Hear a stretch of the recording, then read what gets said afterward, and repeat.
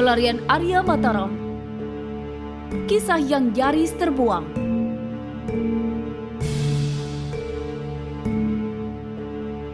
Dalam episode Sahabat Lama.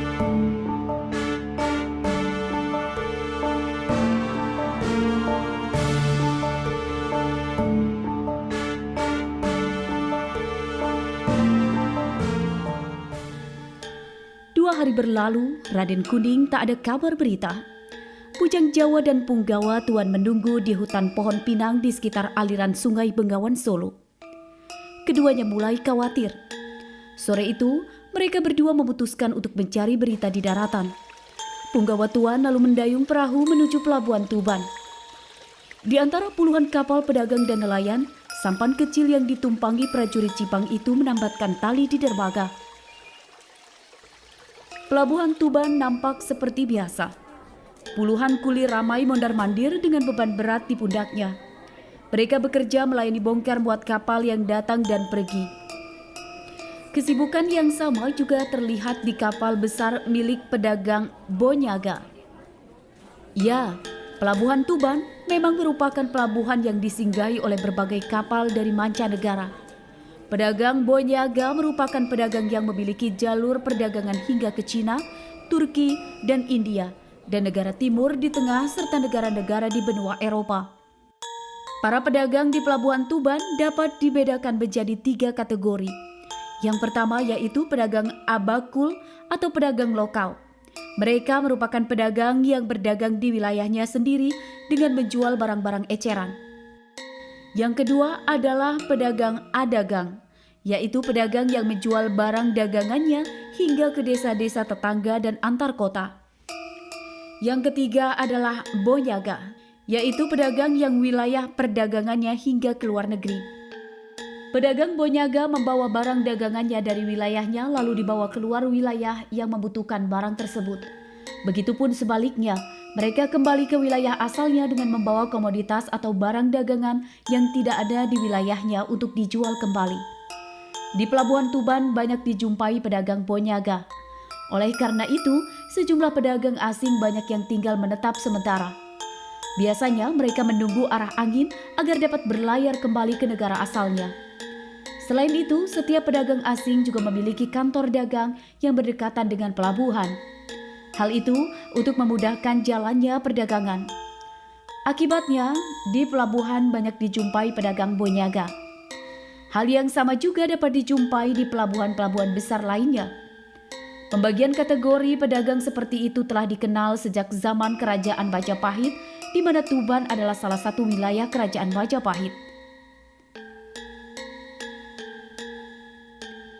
Tuban merupakan salah satu dari sekian kota cabang atau ranting yang menjadi jalur sutera laut pelayaran.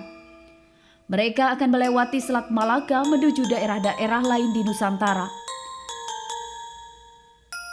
Sebagai negeri yang rindang dan menghasilkan beras dalam jumlah yang besar, Tuban menjadi salah satu daerah tujuan perdagangan.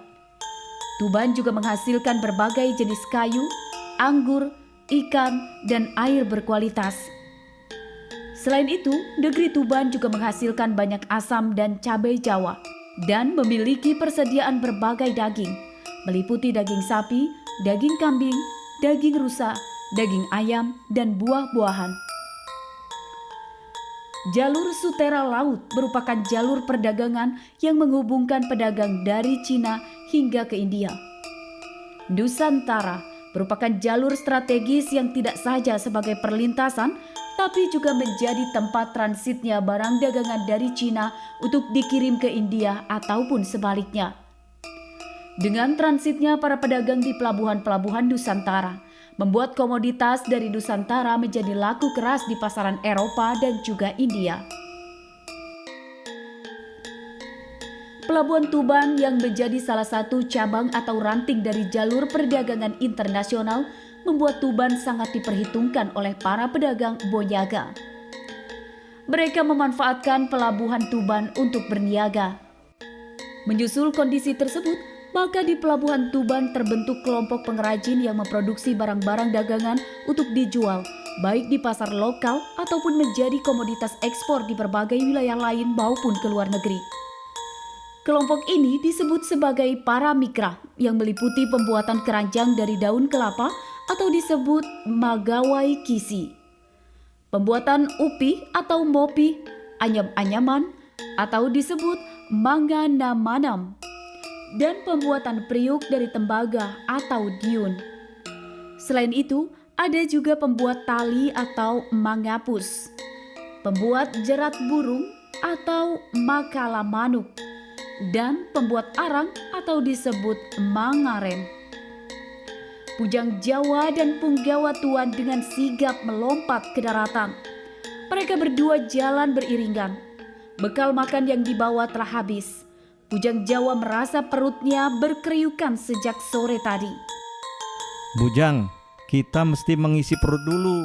Tak tahan aku menahan lapar seperti ini. Badannya yang besar tinggi itu terlihat lucu dalam pandangan mata Bujang Jawa. Terlebih ketika berbicara tadi, Punggawa Tuan langsung memegangi perutnya.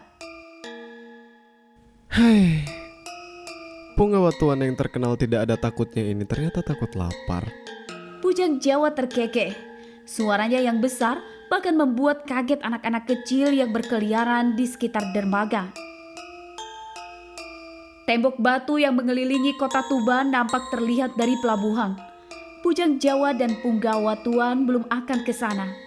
Mereka rencananya akan menelusuri petunjuk yang mungkin ditinggalkan oleh Raden Kuning di sekitar pelabuhan. Keriukan perut Punggawa Tuan juga akhirnya tanpa mereka sadari mengarahkan langkah mereka ke warung kopi tempat Raden Kuning sebelumnya meninggalkan petunjuk. Di depan warung nampak seorang pria buta bersorban duduk bersemedi. Ia melantunkan kisah tentang kerajaan Demak. Di depan tempat ia bersimpuh ada batok kelapa yang berisi beberapa kepeng uang Demak. Ia sepertinya pengamen kebanyakan yang menjajakan kisah lewat suara. Suaranya kendati halus tetapi terdengar oleh orang yang lalu lalang di sana, termasuk oleh dua prajurit Jipang yang sedang kelaparan. Kidung yang dinyanyikan pria bersorban menarik perhatian Bujang Jawa. Hei orang buta, pergi kau dari sini. Nyanyianmu hanya membuat pekak telingaku. Tiba-tiba terdengar hardikan. Dari belakang warung muncul 15 orang prajurit. Suara bentakan tadi pastilah berasal dari salah satu mereka. Kehadiran si tua buta nampaknya membuat mereka gusar. Ya, mereka memang sedang bertugas untuk mencari prajurit telik sandi Jipang yang diduga berada di Tuban. Aku yang buta ini hanya mencari rezeki untuk sesuap nasi. Mengapa kalian malah mengusirku dari sini? Berdermalah kepadaku. Bukannya takut, tua buta malah meminta derma kepada mereka. Jawaban darinya membuat panas prajurit bertubuh tambun. Pergi kau dari sini, atau kami akan melemparmu ke sungai. Tak sudi aku diperintah-perintah oleh kalian. Lempar saja sendiri kakekmu ke sungai. Tua buta terkekeh. Bujang Jawa memperhatikan tingkah aneh pengemis buta itu dari dalam warung kopi. Si pengemis buta itu pastilah orang berkepandaian. Baru seseduhan kopi, prajurit yang menghardik pengemis buta kalap. Lelaki tambun itu menendang kepala pengemis buta bersorban. Tetapi tendangannya meleset. Prajurit kalap itu langsung menyerang membabi buta. Tetapi lagi-lagi serangannya luput. Melihat hal itu, para prajurit lainnya tanpa komando menyerang pria bersorban yang masih duduk bersimpuh itu. Ayo semua, serang dia, lempar dia ke sungai. Mendapat serangan dari 15 prajurit Tuban, lelaki bersorban tak menunjukkan gentar. Meskipun matanya buta, namun sepertinya ia dapat melihat adanya serangan. Pria buta itu justru melompat berdiri dan berjalan menuju musuh. Lucunya, si buta lupa membawa tongkatnya. Langkahnya seperti tak beraturan. Ia meliuk-liukkan tubuhnya seperti ular. Namun anehnya, gerakan yang nampak tak beraturan itu justru menyelamatkannya dari serangan musuh. 15 orang penyerang justru saling pukul sendiri. Mereka tersungkur akibat pukulan dan tendangan dari teman sendiri. Penonton yang tadinya ngeri melihat ada keributan karena kejadian aneh itu, justru sekarang berkumpul di dekat perkelahian dan bersorak-sorai untuk si buta. Aduh, awas Pak Buta. Aduh, kok bisa gitu ya? Lucu Pak Buta. Ayo pukul prajurit Adigang Adigung itu Pak Tua. Bikin mereka jerah melawanmu. Demikian teriakan basah dari pinggir arena perkelahian. Dengan gerakan aneh, si buta berhasil mengecoh para pengeroyoknya. Kini prajurit yang menyerangnya tinggal tersisa 4 orang saja. Yang lainnya telah bergulingan di tanah karena terkena jotos temannya sendiri. Sokalulung tak mampu menahan kagumnya. Ia menerka-nerka jurus yang digunakan si buta. Ini mungkin jurus langkah ajaib yang pernah diceritakan oleh guru. Belum pernah aku melihat orang yang menguasai jurus ini. Kisah yang aku dengar hanya ada satu orang buta yang menguasai jurus ini. Ia berasal dari tanah ujung Sumatera. Julukannya si tua buta agam. Mungkinkah orang ini dia? Sokalulung bicara sendiri. Akhirnya ia melangkah ke depan dan memberi hormat. Salam hormat orang tua. Kalau aku tidak salah kira, engkau adalah si tua buta agam. Apakah gerangan yang menuntunmu hingga kemari? Maafkan jika prajuritku tadi salah paham. Suara Sokalulung terdengar melunak. Tak ada untungnya mencari ribut dengan orang sakti ini. Begitu bisik hatinya. Subhanallah walhamdulillah. Kau anak muda sungguh bijaksana. Tak ada tujuan hamba ke wilayah ini kecuali mengikuti kaki melangkah. Biarkan hamba mencari rezeki di tempat lain. Tolong jangan kau halangi lagi langkahku. Suara si buta tetap lembut tetapi mengandung tenaga dalam sehingga terdengar jelas oleh lawan bicaranya. Si tua buta lalu mengambil tongkat dan mangkok batok kelapa miliknya. Ia lalu berjalan menuju kota meninggalkan prajurit Tuban yang baru saja menjadi korban kepandaiannya. Sokalulung memberi isyarat dengan tangan agar prajurit membiarkan si tua buta itu pergi. Dengan isyarat tangan pula, Sokalulung memerintah seluruh prajuritnya pergi dari depan warung kopi.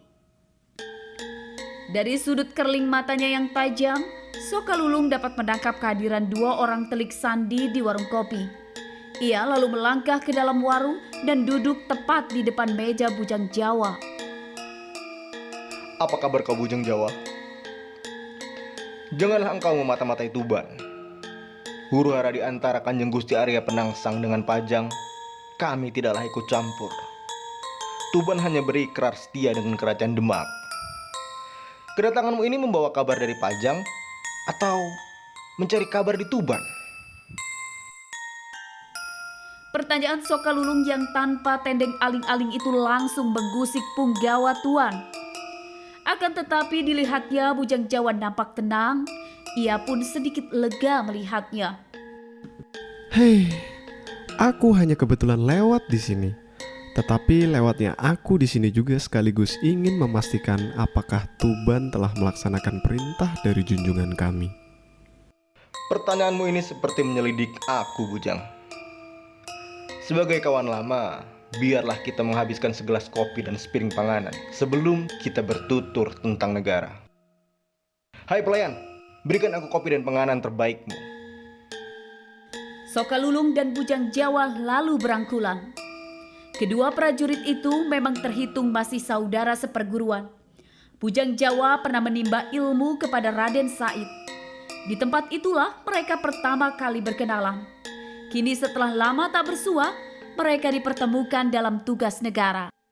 Oh iya, kenalkan, ini rekanku, bernama Tuan. Ia memang selalu menjadi Tuan karena namanya itu.